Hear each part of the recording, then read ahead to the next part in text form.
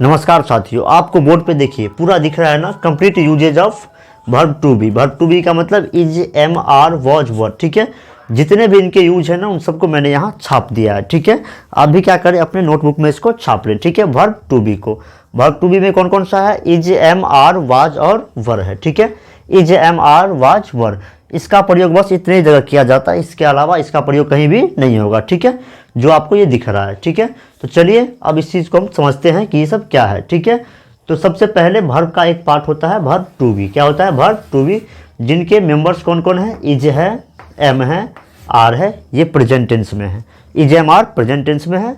Was, वर इसी का past है। ठीक है, वाज, वर क्या है, इसी का पास्ट है। ठीक है, ये प्रेजेंट टेंस में और ये पास्ट टेंस में। ठीक है, इज, एम, आर प्रेजेंट में और वाज, वर कब, पास्ट में। पास्ट का मतलब जो पहले की बात थी, इज, एम, आर का मतलब प्रेजेंट की बात है। ठीक है, इसका तीन और भी होता है जिसको मैं यहाँ पे लिख देता हूँ, बी, बिन और एक होता है बीइंग।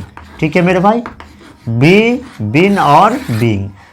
लेकिन बी, बिन, बीइंग का प्रयोग नॉन फाइनाइट के रूप में किया जाता है, यानी किसी और वर्ब के साथ किया जाता है, इनकी तरह नहीं कर लिया जाता है। ठीक है, इनका प्रयोग आप अकेले कर सकते हैं। ठीक है, लेकिन इनका प्रयोग नहीं कर सकते हैं, इनके साथ कोई फाइनाइट वर्ब आना चाहिए। ठीक है, तो सबसे पहले क्या है, इज, एम, आर, वाज, वर, ये आपको 5 याद रखना है, इज, एम, आर, वाज, वर। ठीक है, अच्छा ये इज, एम, आर, वाज, वर जो है ना, ये प्राइम एक्सिलरी वर्ब है। कैसा वर्ब है ये, प्राइम एक्सिलरी वर्ब है। प्राइम एक्सिलरी वर्ब का मतलब होता है वो वर्ब जो हेल्पिंग वर्ब का भी काम करता है और दूसरा मेन वर्ब का भी काम करता है। ठीक है, हेल्पिंग वर्ब का भी काम करता है और दूसरा मेन वर्ब का भी वो काम करता है। प्राइम एक्सिलरी वर्ब उसे कहते हैं जो हेल्पिंग वर्ब का भी काम करता है और मेन वर्ब का भी काम करता है। ठीक है, इसी के ग्रुप में हैव, हैज, हैड भी आता है, प्राइम एक्सिलरी वो भी होता है। डू, डज, डिड भी होता है, क्या, प्राइम एक्सिलरी वर्ब।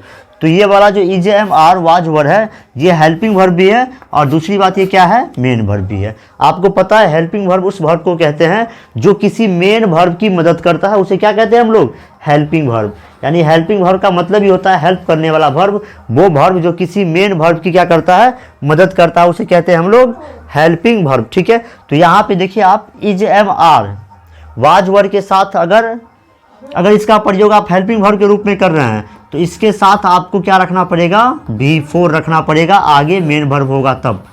ठीक है, मेन वर्ब होगा तो ये हेल्पिंग वर्ब होगा और क्या होगा, इसके साथ V4 का इस्तेमाल हो जाएगा और ये कंटिन्यूअस टेंस बनाने के लिए आएगा। सी इज रनिंग, वह दौड़ रही है।